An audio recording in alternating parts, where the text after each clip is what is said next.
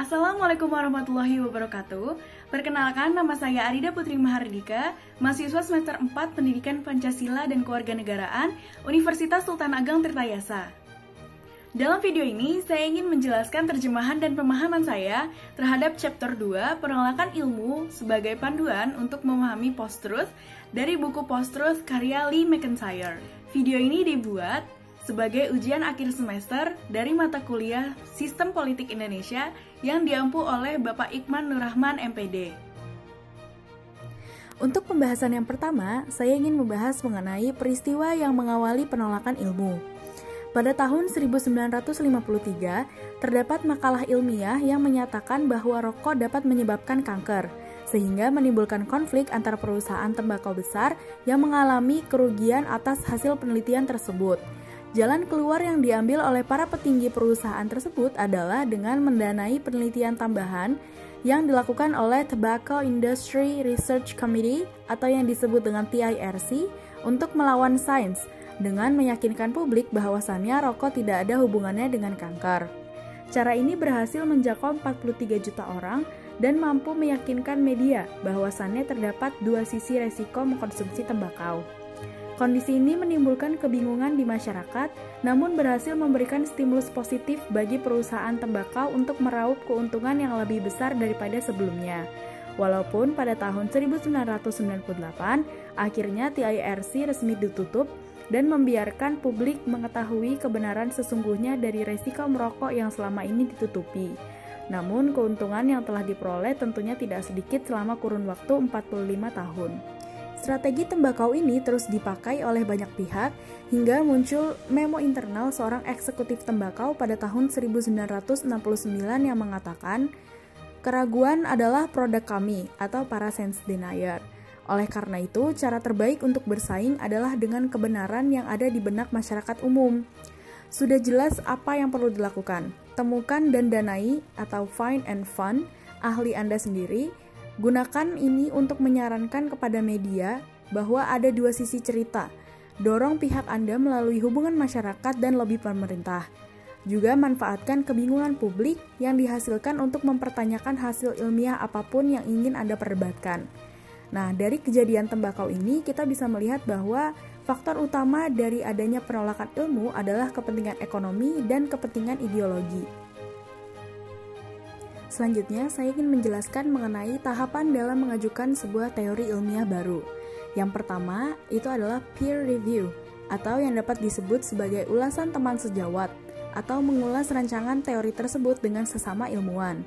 Lalu yang kedua adalah attempts at replication, yang dimaksudkan sebagai percobaan untuk meniru dan mengulangi teori ilmiah baru tersebut.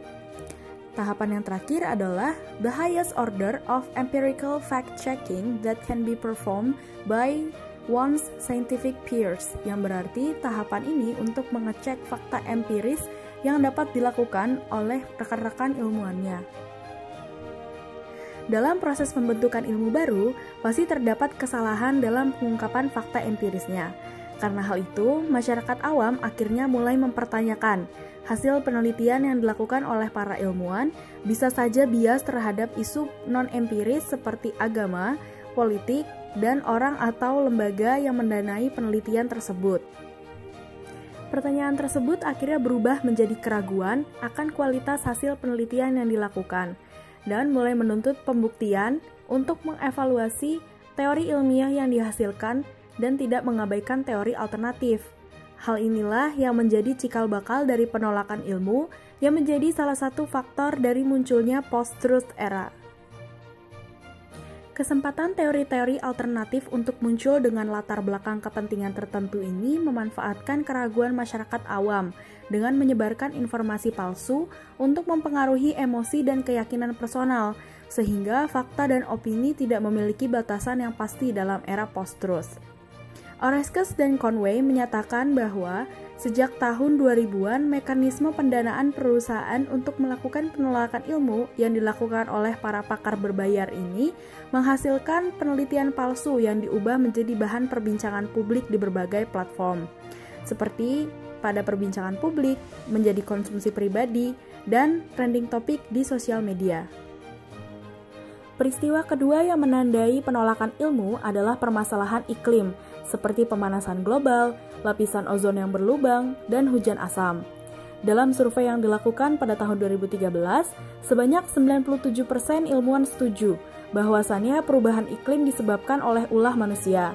Namun, dari hasil jejak pendapat terbaru, hanya 27% orang dewasa di Amerika yang meyakini bahwasannya ilmuwan itu mempercayai ulah manusia sebagai penyebab utama perubahan iklim.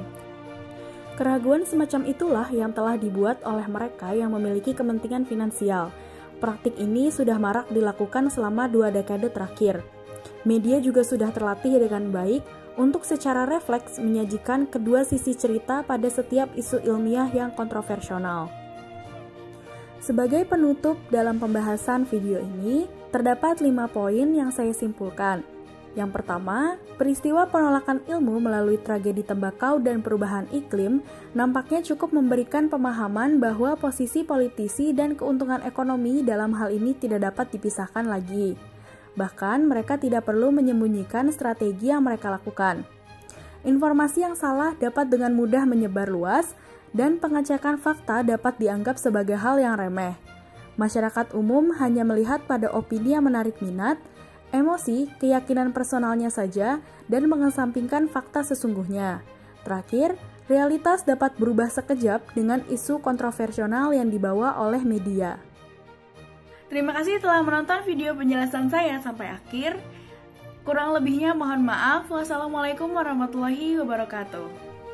Post-truth merupakan sesuatu yang tidak dapat dihindarkan. Selalu berpikir kritis terhadap sesuatu dan tidak mudah terpancing emosi menjadi salah satu cara agar tidak masuk ke dalam permainan tersebut. Terima kasih.